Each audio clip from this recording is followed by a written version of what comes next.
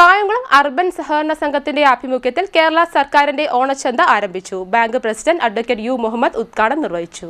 Kayamkulam urban സഹകരണ സംഘത്തിന്റെ ആഭിമുഖ്യത്തിൽ കേരള സർക്കാരിന്റെ ഓണച്ചന്ത ആരംഭിച്ചു. 12 ഇനം നിത്യോപയോഗ സാധനങ്ങൾ സർക്കാരിന്റെ സബ്സിഡി നിരക്കിലാണ് വിതരണം ചെയ്യുന്നത്. പൊതുവിപണിയിലെ വിലയിൽ നിന്നും 40% വരെ സാധനങ്ങൾ വിലക്കുറവ് നൽകിയാണ് ഇവിടെ വിപണനം നടത്തുന്നത്.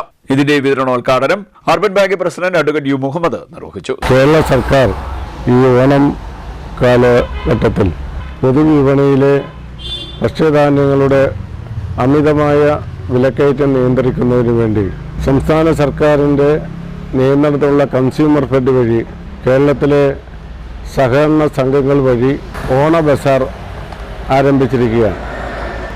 സംസ്ഥാനത്തെ എല്ലാ സഹകരണ സംഘങ്ങളിലും 12ഓളം നിത്യോപയോഗ സാധനങ്ങൾ സബ്സിഡി റേറ്റിൽ പൊതുജനങ്ങൾക്ക് വിതരണം ചെയ്യും. കായംകുളം അർബൻ സഹകരണ സംഘത്തിൻ്റെ ആഭിമുഖ്യത്തിൽ ഇന്ന് ആരംഭിക്കുന്ന ഈ ഓണച്ചന്ത വരുന്ന 3 ദിവസക്കാലം നീണ്ടു നിൽക്കുന്നതാണ്.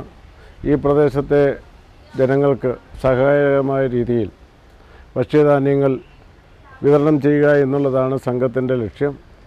സംസ്ഥാന സർക്കാരിൻ്റെ സഹായത്തോടുകൂടി പൊതുജനങ്ങൾക്ക് ഏറെ സഹായകരമാകുന്ന ഈ ഓണച്ചന്തയുടെ ഔപചാരികമായ ഉദ്ഘാടന കർമ്മം നിർവഹിച്ചതായി അറിയിക്കുന്നു.